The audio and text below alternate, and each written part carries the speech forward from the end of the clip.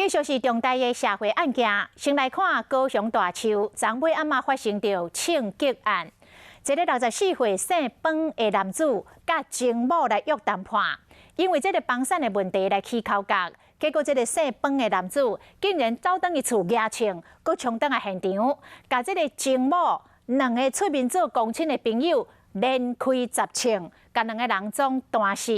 警方透明追查，再去伫大寮甲嫌犯逮捕归案。然后那个杀到无辜的人啊，他是哪里来的啊？在原件介护下被带入去警察局，记者安怎问，伊都拢无应，伊就是涉嫌犯大树枪击案，拍死2个人的姓方的嫌犯，是安怎会遮粗残？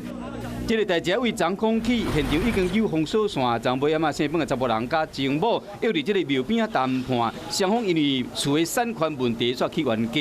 一个生气，这查甫人登去找举枪弹到现场，连开10枪。过程中，这个女方2位男性的朋友着枪身亡，嫌犯犯案了后，随骑车逃走。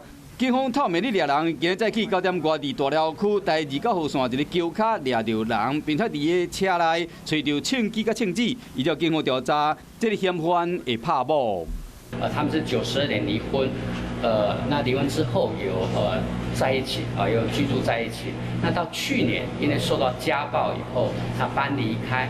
那因为原来居住的这个房子的一个产权问题所以有多次的一个争吵。他丈夫常常来骂，已经好几次了。